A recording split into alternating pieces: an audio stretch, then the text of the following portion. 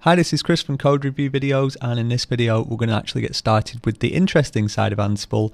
And to begin with, rather than look at the Ansible playbook command, which we will spend the vast majority of this course working with, we're going to start off with the Ansible command. And the difference basically is that the Ansible playbook is going to obviously run a playbook, whereas Ansible, just the Ansible keyword command is going to run sort of Ansible commands on an ad hoc basis.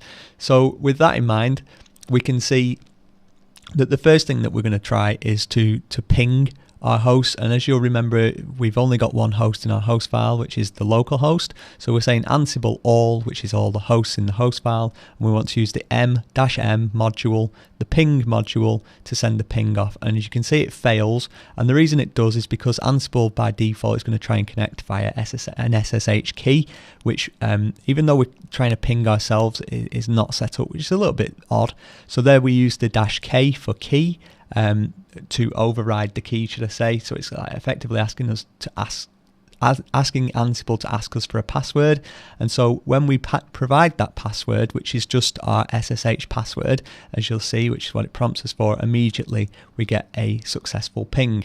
And to prove that it is actually referencing that host file, if we change the name of the group that we're trying to ping, you can see that it does actually fail.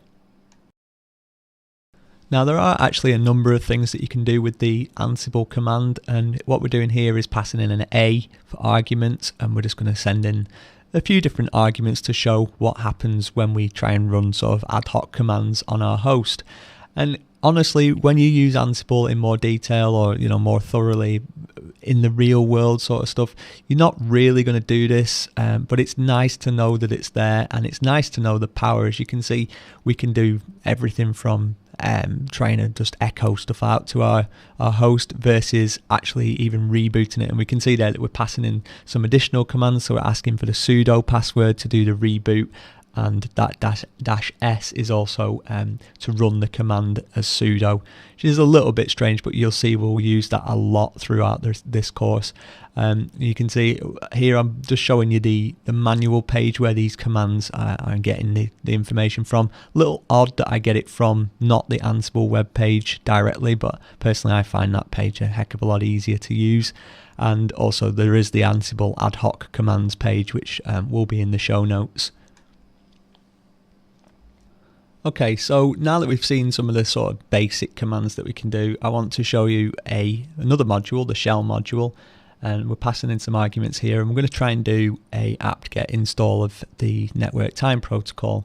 So this is something that you kind of, when you're going through this, you think this might be the way to do it. And what we're doing there, -s is to run it as sudo, -k is, as we've seen, where we need to pass in a password, because we're not using the SSH key, and -k is to run sudo with and ask for a sudo password. Peculiar, but also -vvv, very, very, very verbose, so that's to log out the error. And you can see what we're doing here is I'm trying to figure out how to run this command through the shell, and I'm sort of hacking at it and having a go, adding in sudo maybe, but we're already telling it to run it as sudo.